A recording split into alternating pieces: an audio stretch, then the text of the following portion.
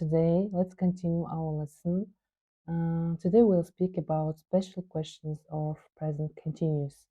Сәлеметсіздер ме оқушылар, қалдарыңыз қалай? Біздер бүгін төртінші сабағымызда present continuous'те арнайы сұрақтарды жасау жолдарымен танысып үйренетін боламыз. Ең алдымен осы өткен сабақтардағы өткен my holiday және traveling тақырыбындағы жаңа сөздіктермен бір танысып өтейік. My holiday менің демалысым.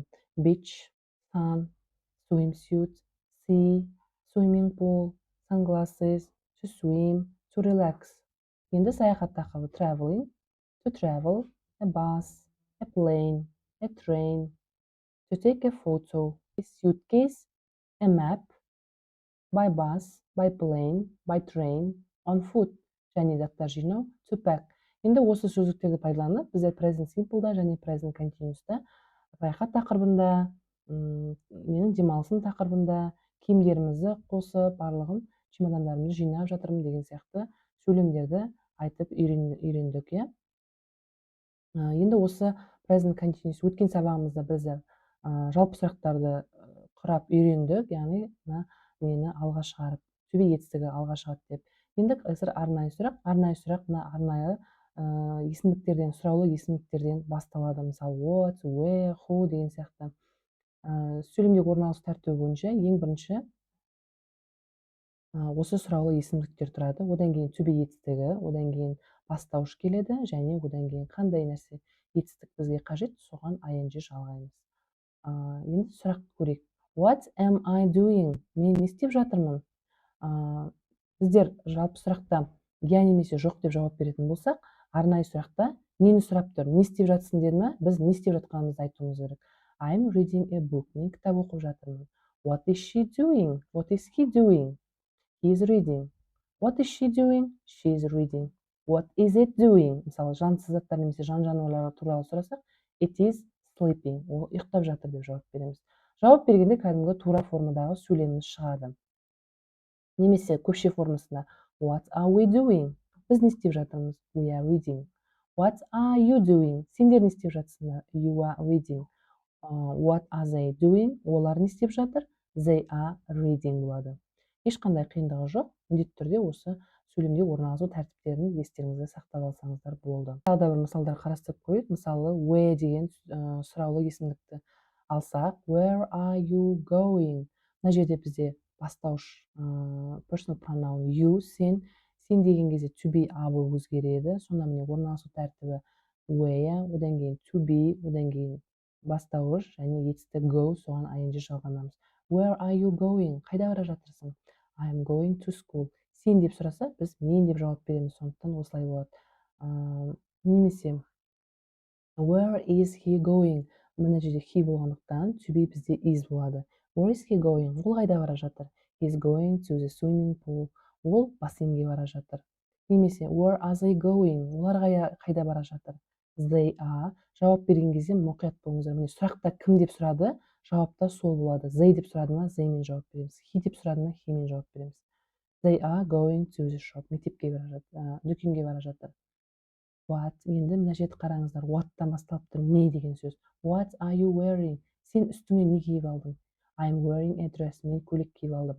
Немесе I'm not wearing jacket. Немесе мен жакет киген жоқпын деп кері сөйлемдермен де жауап берсек болады. What is немесе he немесе she wearing? He немесе she is wearing shorts. Ол шорты киген. What are they wearing? They are wearing shoes. Ол аяқтарына туфли киген. Осы сұрақтар бойынша жалпы қысқаша осы. Енді тапсырмаларға кезек берейік. Task 1. Read the text and answer the questions. Тексті оқып, сұрақтарға жауап береміз. Мына жерде арнайы сұрақтарды сіздерге берілген мына жерде. Енді тексті бір оқиық. My name is Ali. Менің атым Али. I'm on holiday in Turkey. Мен Түркияда демалыстамын. The sun is shining and I'm relaxing on the beach. Күн жарқырап тұр, мен пляжда демалып жатырмын.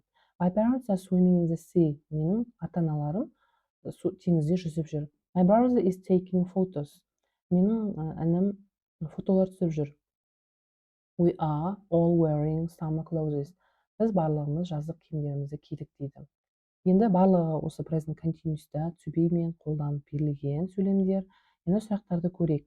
Where is Ali? Ali қайда? Бұл to be, иә? Where is Ali? Ол Түркияда деген жауап береміз. What is Ali doing? Ali не істеп жатыр? Who is swimming? Кім жүзіп жүр? What is his brother doing? Оның інісі не істеп жүр?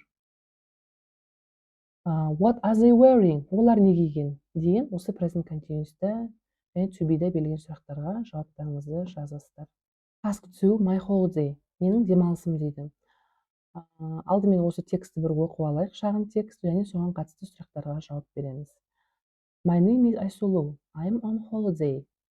Менің атым Айсұлу, мен демалыстамын. I'm not studying now. Мен қазір оқып жатқан жоқпын. We are traveling. Біз саяхаттап жүрміз. The sun is shining. Күн жарқырап тұр. My parents are not working. They are relaxing. Менің ата-анам жұмыс жасап жатқан жоқ, олар демалып жүр. My brother is not wearing a jacket. He's wearing shorts. Менің інім куртка киіп жүрген жоқ, ол шорти киген. We are playing and swimming in the swimming pool. Біздер бассейнде ойнап және суға түсіп жүрміз дейді. Енді сұрақтар. Is Айсұлу studying? Айсұлу оқып жатыр ма қазір? Немесе are your parents working? Оның ата-анасы жұмыс жасап жатыр ма? Is your brother wearing a jacket? Оның інісі куртка киген бе? Деген 3 сұрақ берілген, соған 3 жауаптарыңызды жазасыздар. Енді үшінші тапсырмада task 3, write a topic about your holiday. Бұл жерде эссе жазуымыз керек. Topic деген сол эссе, my holiday тақырыбында менің демалысым. Мына жерде өздеріңіздің аттарыңызды, қайда демалдыңыздар, не істедіңіздер, тағы қандай ақпараттар осы уақытқа дейін үйрендіңіздер, барлық өткен сөздерді present continuous'ты қолданып, шағын 5-6 сөйлемнен тұратын текст құрастырасыздар. Осымен бүгінгі сабағымыз аяқталды.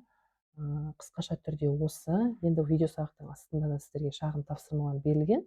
Соны мұқият орындаңыздар. See you next lesson. Goodbye.